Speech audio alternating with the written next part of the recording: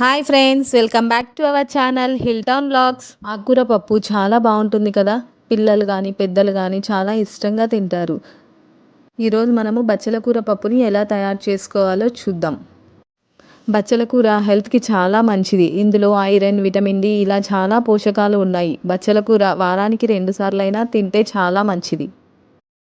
ఇక్కడ నేను పప్పు కోసం ముందుగా ఒక కుక్కర్ తీసుకొని స్టవ్ ఆన్ చేసుకొని అందులో కొంచెం కందిపప్పును వేసుకున్నాను.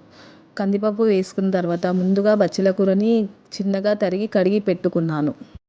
ఇక్కడ నేను 4 చిన్న బచ్చల కూర కట్టల్ని తీసుకున్నాను. ఇప్పుడు ఇందులో 10 పచ్చిమిర్చి, 4 టమాటాలని కట్ చేసి వేసుకున్నాను. ఒక ఉల్లిపాయ కట్ చేసి వేసుకున్నాను. 1 స్పూన్ పసుపు, హాఫ్ స్పూన్ కారము వేసుకొని చివరగా 1.5 గ్లాసు వాటర్ వేసుకోవాలి. వాటర్ వేసుకున్న తర్వాత కుక్కర్ విజిల్ పెట్టుకొని 4-5 విజిల్లు వచ్చే వరకు ఉడకనిచ్చాలి.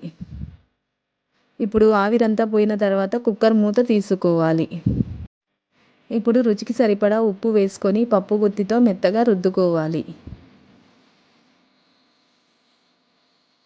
ఇప్పుడు ఈ పప్పుని పక్కన ఉంచుకొని ఇందులో పోపు కోసం ముందుగా కడాయి పెట్టుకొని స్టవ్ ఆన్ చేసుకొని 3 టేబుల్ స్పూన్ల ఆయిల్ వేసుకోవాలి. 1 స్పూన్ ఆవాలు, 1 స్పూన్ జీలకర్ర, హాఫ్ స్పూన్ ధనియాలు, చిటికెడు మెంతులు వేసుకోవాలి. ఇందులో ధనియాలు వేయడం వల్ల పప్పుకి చాలా టేస్ట్ వస్తుంది. ఇందులో 10-12 వెల్లుల్లి రెబ్బలు దంచి వేసుకోవాలి. ఇప్పుడు ఇందులో 2 ఎండుమిర్చి కట్ చేసుకొని వేసుకోవాలి.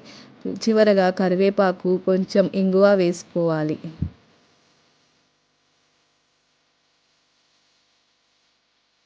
ఇప్పుడు నేను ముందుగా ఎండి పెట్టుకున్న పప్పుని ఇందులో వేసుకున్నాను. పప్పు వేసుకునేటప్పుడు స్టవ్ అనేది లో ఫ్లేమ్లో ఉండాలి. ఇక్కడ నేను ముందుగా నిమ్మకాయ సైజ్ అంతా చింతపండుని నానబెట్టుకొని గుజ్జు తీసి పెట్టుకొని ఇందులో వేసుకున్నాను. ఇప్పుడు ఈ పప్పు ఒక 5 నిమిషాలు ఉడకాలి.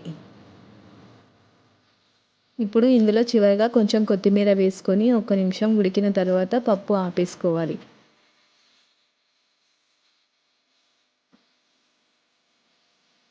అంతే అండి, చాలా ఈజీగా చేసుకోవచ్చు. మన బచ్చల కూర పప్పు రెడీ అయిపోయింది.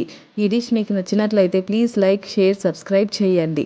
ఇప్పుడు వేడివేడి అన్నంలో పప్పు వేసుకొని 2 స్పూన్ల నెయ్యి వేసుకొని తింటుంటే చాలా కమ్మగా ఉంటుందండి అన్నం.